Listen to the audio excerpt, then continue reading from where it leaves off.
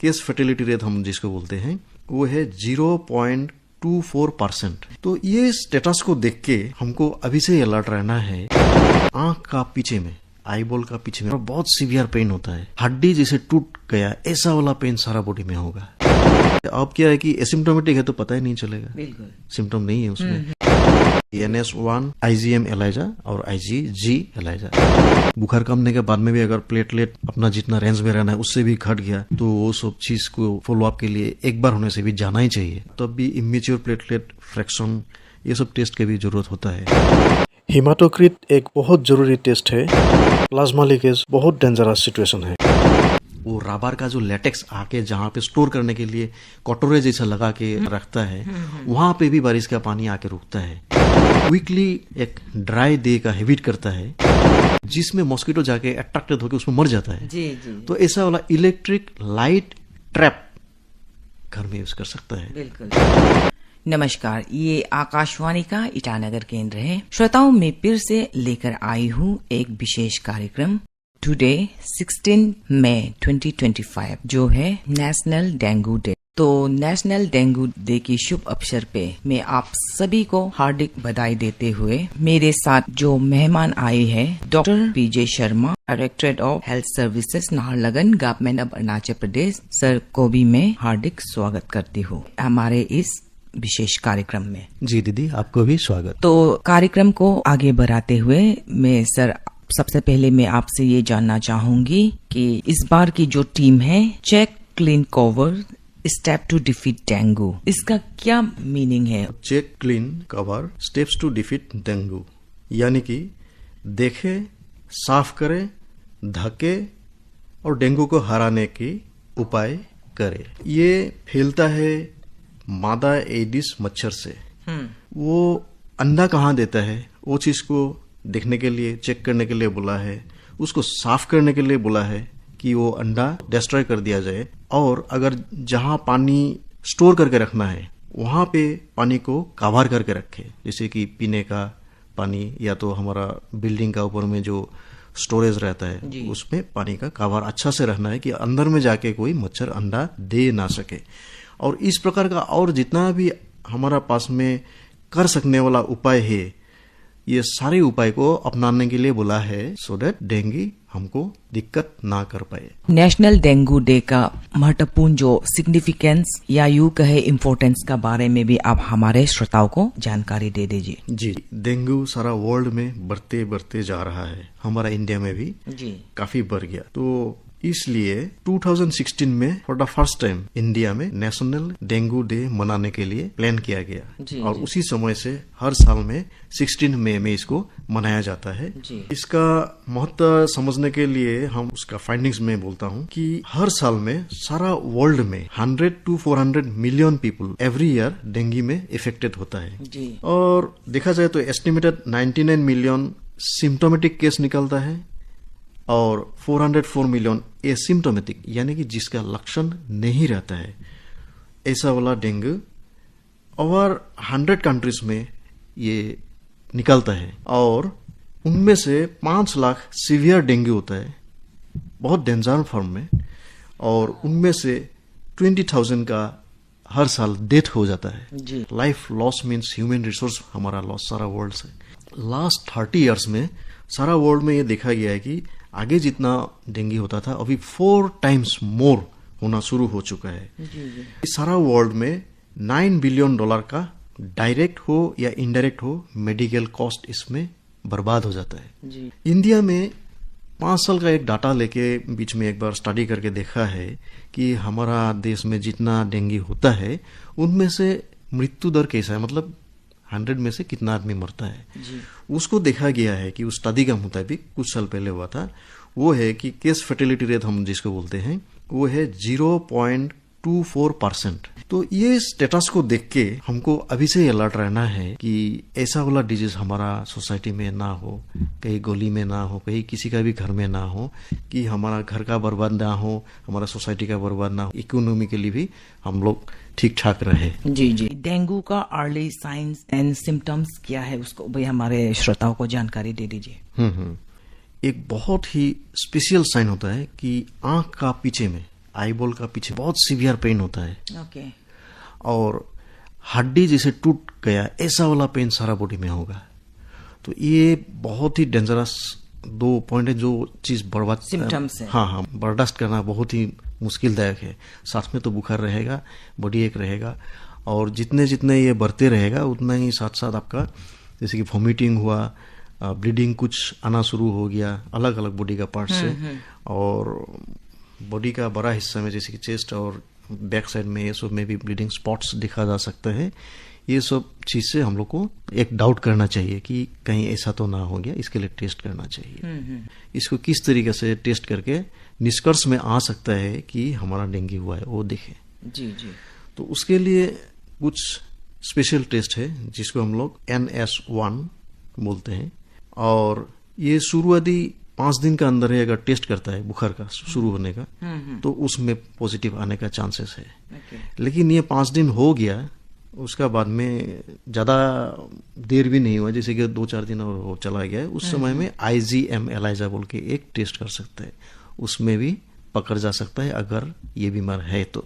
लेकिन ये IgM है एंटीबॉडी, और सिमिलरली इसका भी बाद में अगर थोड़ा लेट हो गया तो अब अगर टेस्ट करना है तब IgG एलाइजा वाला टेस्ट करना है, वो भी एंटीबॉडी वाला है।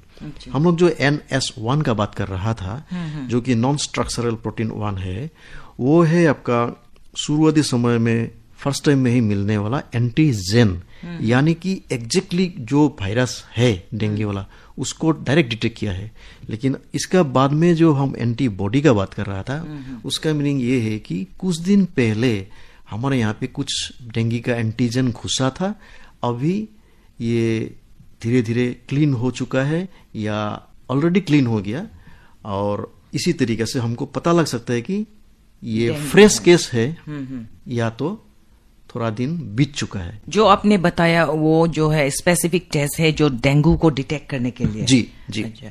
सर, मैं ये भी जानना चाहूंगी कि एक इंसान को डेंगू कितनी बार हो सकता है? एक बार हो सकता है या एक से भी ज्यादा हो सकता है? बहुत बार तो हो सकता है, लेकिन कंफ्यूजन का पॉइंट यहाँ पे ऐसा है कि एसिम्प्टोमेटिक है तो पता ही नहीं चलेगा, बिल्कुल सिम्टम नहीं है उसमें। एसिम्प्टोमेटिक केस भी बहुत सारे हैं, यानी कि इन्फेक्शन तो आ चुका है, फीमेल एडिस मॉस्किटो ने इन्फेक्टेड वाला मॉस्किटो ने बाइट किया किसी को, तो उसको बुखार उखार ये सब सिम्टम आने के लिए 4 से 10 डेज का समय चाहिए, 4 से 10 दिन तक के। तो इस समय को हम लोग इंक्यूबेशन पीरियड बोलते हैं।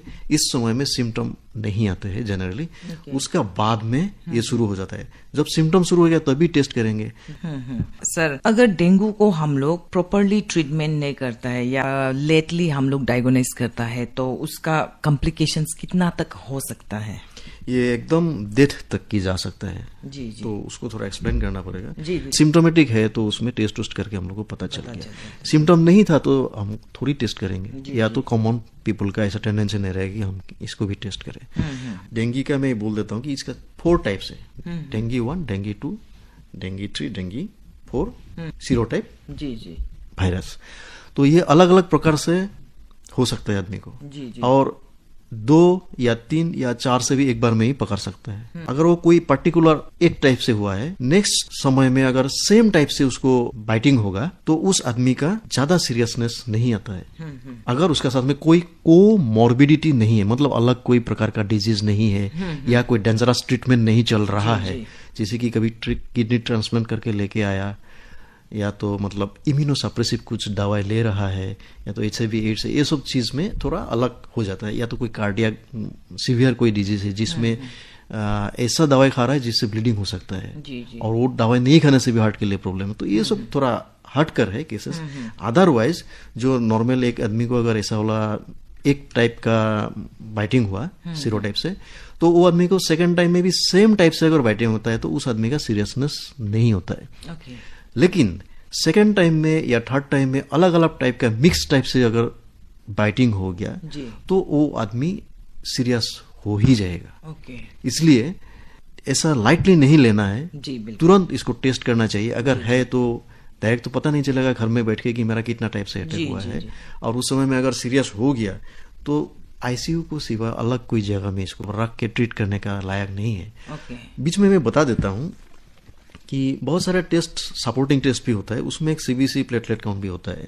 तो ये बहुत नॉर्मल टेस्ट है। इसमें प्लेटलेट काउंट अगर बहुत घट गया, यानी कि 1 लाख से नीचे हो गया, तो उसको घर में रखना ही नहीं चाहिए पेशेंट को।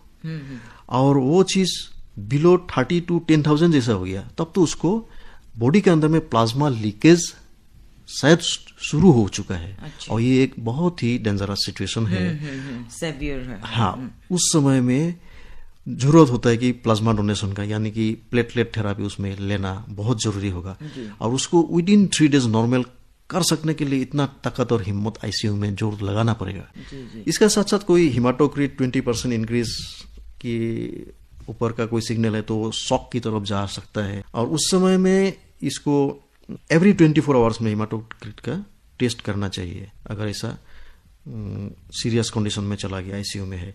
और वो फिर भी और ज्यादा सीरियस बन गया, तब तो एवरी 3-4 आवर्स का इंटरवल में ये हिमाटोक्रिट देख के उसका मुताबिक क्या स्टेप लेना है, बहुत सीरियस कंडीशन है उसी के मुताबिक आईसीयू में स्टेप्स लेना बहुत जरूरी होता है। और एक चीज मैं बोल देता हूँ कि मान लीजिए ये बुखार हुआ था, दवाई भी लिया, घर में भी डॉक्टर नहीं बोला था तो घर में परमिशन लेकर रखा, पहले बार हुआ है, माइनर कुछ ज्यादा ऐसा खास कुछ नहीं हुआ है, और अलग जो सपोर्टिंग ब्लड का टेस्ट किया था उसमें भी इतना डेंजरस सिचुएशन में नहीं है, तो घर में रहा शुरुआती तौर पे। लेकिन एक चीज हम इसमें बहुत ही स्पष्ट कर देना चाहता हूं कि अगर 5 दिन का बाद में, जनरली ये हो ही जाता है, 5 दिन के आसपास में ये आपका बुखार नहीं रहता है जी।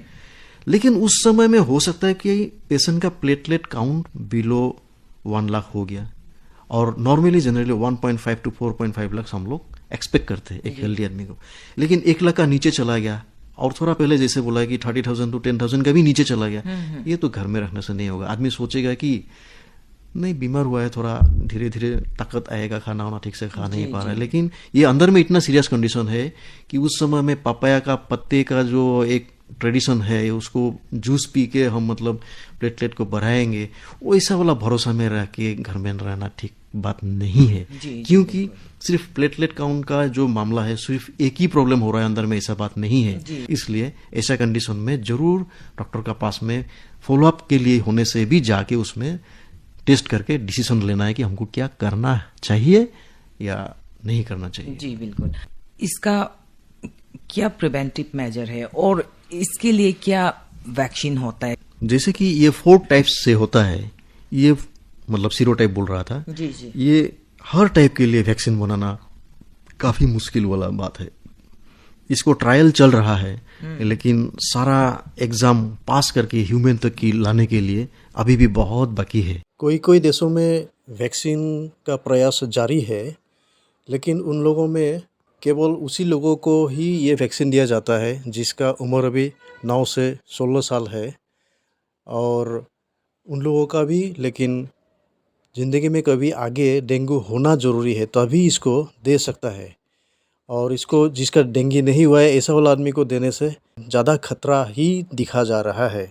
उन लोगों का देश में भी IgG का एक सर्वेलेंस पहले करवाते हैं, जिसमें ये निकल आता है कि किसका पहले डेंगू हुआ था, वो भी 9 से 16 साल का उम्र का बच्चों के लिए। ऐसा पॉजिटिव आगे कभी हुआ था, उन लोगों के लिए ही सिर्फ ये वैक्सीन फ़िलहाल ऐसा वाला देश जारी करके रखा है। तो कुल मिला के आज का समय में प्रभावी ऐसा सबको देने वाला वैक्सीन अभी तक अवेलेबल नहीं है। इंडिया में भी कुछ रिसर्च चल रहा है। इंडिया में तो ज़्यादा डेंगू 2 टाइप का ही कॉमनली मिलता है, और वैक्सीन आने से भी शायद ये डेंगू 2 के लिए ही आ सकता है, अभी का पॉसिबिलिटी जो देख रहा है। लेकिन प्रैक्टिकली हमारा अरुणाचल में या इंडिया में आम जनता के लिए खास ऐसा कोई वैक्सीन अवेलेबल फ़िलहाल नहीं है डेंगू के लिए। तो इसलिए सीधा बोलना यही है कि इसका वैक्सीन अभी तक कोई मार्केट में अवेलेबल नहीं है। तो प्रिवेंशन का जो आसान से करने वाला, घर में हम लोग देख के कर सकने वाला चीज है, उसको ही अपनाना पड़ेगा। जी जी। और उसके लिए हम कुछ बोलना चाहते हैं कि बॉडी में अगर कुछ लगाना चाहते हैं कि मॉस्किटो रिपेलेंट, वो लगाना अच्छा है। बिल्कुल। और ये डे बाइटर है, ये एडिस फीमेल मॉस्किटो दिन में ही करता है जी। दिन में अगर करता है तो हम लोग जनरली नेग्लेक्ट करता है जी बिल्कुल। और ये बीमारी हमारा अरुणाचल में बहुत पुराना भी नहीं है, इसलिए इसका सारा हैबिट के बारे में आम आदमी को जानना थोड़ा हो सकता है तकलीफ है। इसलिए ये जान के रखना चाहिए कि दिन में जो काटने वाला है वो डाउट करना चाहिए। तो स्कूल में बच्चा लोग जाएगा तो कम से कम फुल स्लीव्स शर्ट पैंट पहन के जाना चाहिए। या तो फॉरेस्ट में जो कुछ ड्यूटी करता है या तो हॉर्टिकल्चर का काम में बिजी रहता है, इन लोगों को भी ऐसा वाला जगह में ड्यूटी करने का समय में फुल स्लीव्स ड्रेस में रहने से बाइटिंग का चांस कम हो जाएगा। कमरा का अंदर में भी मॉस्किटो रिपेलेंट, इलेक्ट्रिसिटी में वो जो फिट करके प्लग में लगाने वाला इलेक्ट्रिक डिवाइस से करने वाला है ना, वो सबसे भी किसी को सांस का भी थोड़ा तकलीफ होता है। हाँ। तो ऐसा अगर किसी का भी मतलब स्किन में हो या लंग्स में ऐसा कोई डिफिकल्टीज आने वाला आदमी है, तो अब उन लोगों को क्या करना चाहिए कि जैसे कि होटल में कभी देखते हैं ना, ब्राइट लाइट एक तो जलता है लंबा वाला, जिसमें मॉस्किटो जाके अट्रैक्टेड होकर उसमें मर जाता है। जी। तो ऐसा वाला इलेक्ट्रिक लाइट ट्रैप घर में यूज कर सकता है। बिल्कुल। घर में जो कूलर में या अलग जगह में पानी रहता है उसको हर 7 दिन का पहले ही चेंज कर देना चाहिए। क्यों?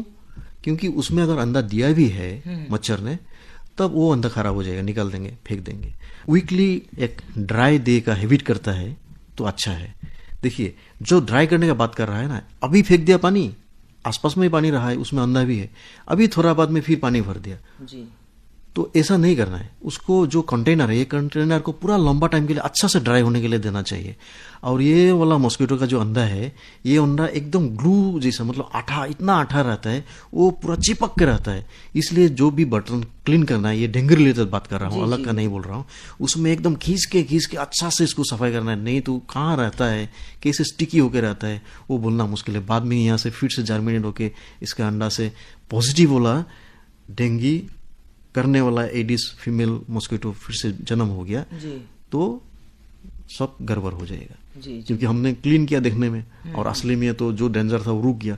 और एक बहुत ही सावधान होने वाला बात है, घर में हम लोग इनसाइड में भी कोई लोग फ्लावर का टब यूज करता है जी। और ये फ्लावर पॉट का नीचे में जनरली एक प्लेट रखता है, क्योंकि पानी निकल जाता है, क्योंकि पानी देना होता है प्लांट में, और वो पानी लीक करके प्लेट में रहता है। जो थोड़ा थोड़ा पानी रहता है उसमें भी अंडा घर का अंदर ही अंडा देता है। विदिन 7 डेज ये पानी को फेंक के पूरा अच्छा से साफ करना है। साथ में मैं ये भी बोलना चाहूंगा, घर का आसपास में कोई ऑर्नामेंटल प्लांट है और पत्ते का जहाँ से शुरू होता है वहां पे पानी जाके इकट्ठा होकर रहता है, उस जगह में भी ये मॉस्किटो अंडा देता है। रबर प्लांटेशन का वो रबर का जो लेटेक्स आके जहाँ पे स्टोर करने के लिए कटोरे जैसा लगा के रखता है, वहां पे भी बारिश का पानी आके रुकता है। एडिस मॉस्किटो अगर अंडा देगा तो मुश्किल हो सकता है। सिमिलरली जो लोग बेम्बू का फेंसिंग यूज करता है या कोई भी ऐसा स्टाइल का फेंसिंग जहाँ पे पानी जाके इकट्ठा होता है, बेम्बू स्टैम्प उसमें उल्टा करके कवर करके कोई बोतल लगा सकते हैं कि पानी अंदर में ना जाए। या तो जहाँ पे गांठ है बेम्बू का, वो गांठ का आसपास में ही काट देने से, छेद कर देने से वहां से भी पानी निकल जाएगा। जहाँ पे पानी नहीं होता सकता है उसमें पानी को क्वालिटी ऐसा डिस्ट्रॉय कर देना है, कोई केमिकल डाल के या कोई क्लोरीन डाल के या पोरा वाला मोबिल जैसे वो मतलब गाड़ी का सब गैरेज में मिलता है ना, ऐसे वाला डाल देने से भी मॉस्किटो वहां पे अंडा नहीं देगा, तब भी आदमी बच सकता है। और सारा कम्युनिटी मिल के गाँव में अपना मोहल्ले में जहाँ पे पानी जमता है या तो नाला जहाँ पे ब्लॉक है, वो सब चीज को क्लीन कर देना चाहिए। जी। तो मैं आपसे कम्युनिटी से रिलेटेड वाला सवाल पूछना चाहूंगी। ये जो आम जनता है, जो कम्युनिटी है, तो उसका क्या योगदान हो सकता है ये डेंगू प्रिवेंट करने के लिए? जी, पहले तो खुद को प्रिवेंट करें। खुद को प्रिवेंट करने का मतलब है उसका पास नहीं होगा तो उसको काट के दूसरे को नहीं होगा। तो इसलिए खुद पहले प्रिवेंट करने का जितना भी मेजर ले सकता है पॉसिबल उतना ले। दिन में सोना है तो तब भी मॉस्किटो नेट लगाना है या तो LLIN यूज करना है। गर्भवती महिला से बच्चों तक की ये डेंगू बीमारी डायरेक्ट जा सकता है अगर वो महिला डेंगू पॉजिटिव है। गर्भवती महिला को भी हमेशा दिन में हो या रात में हो मच्छरदानी का अंदर में ही सोने के लिए दिया जाए तो बेहतरीन है। उसके बाद में कम्युनिटी का आसपास में, घर का आसपास में, घर का अंदर में जो पहले उसको करे, जैसे कि हम फ्लावर पॉट का बात कर रहा था, उसके बाद अपना पानी का टैंकी का साफ सफाई कैसे रखना, कितना दिन में उसको ड्राई करना चाहिए, क्लीन करके रखना है। सिमिलरली आसपास में ऑर्नामेंटल कोई ट्री है तो उसमें पानी तो नहीं जमा होता है। जिस पानी में दवाई डालना भी मुश्किल है उसमें गम्बूस या फिश डाल सकते हैं। ऐसा छोटा मछली मच्छर का अंडे को खा देता है। और अपना काम का जगह में जहाँ पे ड्यूटी करता है, क्योंकि दिन में अगर ड्यूटी करने वाला आदमी तो डे बाइटर है, ये दिन में काटने वाला, तो ऐसा वाला जहाँ जगह में वो जाएगा काम करेगा उस जगह में अपनों को ऐसा वाला कोई मॉस्किटो का बाइट से सेव करके रखे। जी जी। और कम्युनिटी में हमेशा इसको अवेयरनेस फैलाना चाहिए। स्कूल में बच्चे को भी फुल स्लीव्स ऐसा लेके पहन के जाने के लिए बोलना चाहिए। किसी का बर्थडे सेलिब्रेट हो रहा है कॉलोनी में, उसमें भी बोलना चाहिए। जैसे कि कोई संडे में हमारा गिरजा में कुछ प्रेयर का साथ में कोई पास्टर वहाँ पे बोल सकता है, या तो कम्युनिटी में जो भी लीडर है, गांव बुरा है, आशा दीदी लोग है, आंगनवाड़ी वर्कर है, जो भी है, जो जानने वाला आदमी है, नॉलेज रखता है, टीचर है, एडुकेटेड यूथ्स है, वो लोग भी इसको चर्चा करना चाहिए। बारिश शुरू होने का पहले से इसको अवेयरनेस फैला के बारिश खत्म होने तक की कैसे प्रिवेंट रहना है। जी, उसको प्लान खुद ही करना चाहिए, क्योंकि खुद ही काम करना पड़ेगा तो उसको खुद प्लान करने से अच्छा है अपना सुविधा का मुताबिक। जैसे कि संडे अगर सारा आदमी का छुट्टी है या सैटरडे है तो उसको आराम से उस समय में, वीकली हम ड्राइनेस का बात कर रहे हैं तो वीकली वो कर सकते। चलते चलते आपसे एक आखिरी सवाल करना चाहूंगी सर, आप हमारे ये कार्यक्रम सुनने वाले या हमारे जनता को क्या संदेश देना चाहोगी? डेंगू से बचने के लिए क्या संदेश देना चाहेंगे? जी, हमेशा अलर्ट रहे, आसपास में कहीं पानी जमने को मत दीजिए। बुखार कमने के बाद में भी अगर प्लेटलेट अपना जितना रेंज में रहना है उससे भी घट गया तो वो सब चीज को फॉलो अप के लिए एक बार होने से भी जाना ही चाहिए। घर में ऐसे नहीं रहना है, क्योंकि ये प्लेटलेट के लिए अगर कोई थेरापी लेना जरूरत होगा तब भी इमेच्योर प्लेटलेट फ्रैक्शन ये सब टेस्ट की भी जरूरत होता है, तो वो सब तो घर में बैठ के नहीं होने वाला है। तो इसलिए हमेशा अलर्ट रहिए, कोई भी बुखार को नेग्लेक्ट मत करिए, उसका प्रॉपर जांच होना चाहिए। कार टेस्ट यानी कि रिपीट टेस्ट जो भी होता है उसका सेंसिटिविटी और स्पेसिफिसिटी थोड़ा बोलना मुश्किल है, तो उसमें फॉल्स नेगेटिव होने से मुश्किल होगा, यानी कि असली में बीमार है लेकिन रिपोर्ट में निगेटिव दिखा रहा है। इसलिए कॉन्फर्मेटरी जो हम पर्टिकुलर 3 टेस्ट के बारे में बोला, मैं उसको ही फिर से दोहराना चाहूंगा कि NS1, IgM एलाइजा और IgG एलाइजा, ये 3 को छोड़ के अलग का ऊपर भरोसा ना करे तो ज्यादा अच्छा है। डॉक्टर PJ शर्मा जी, आप हमारे विशेष कार्यक्रम में आए और आज की नेशनल डेंगू डे से जुड़े तमाम पहलू पर हमारे श्रोताओं को जानकारी दी। आपको हमारे स्टूडियो में आने के लिए बहुत बहुत धन्यवाद। आपको भी धन्यवाद और मेरा सारे श्रोताओं को प्यार भरा नमस्कार। श्रोताओं, उम्मीद करती हूँ कि आपको हमारा ये आज का अंक पसंद आया होगा। अगली कड़ी में इसी तरह की और दूसरी विषय पर भी जानकारी देते रहेंगे। तब तक के लिए हमें आप दोस्त ओमेम टासुम को इजाजत दे। नमस्कार।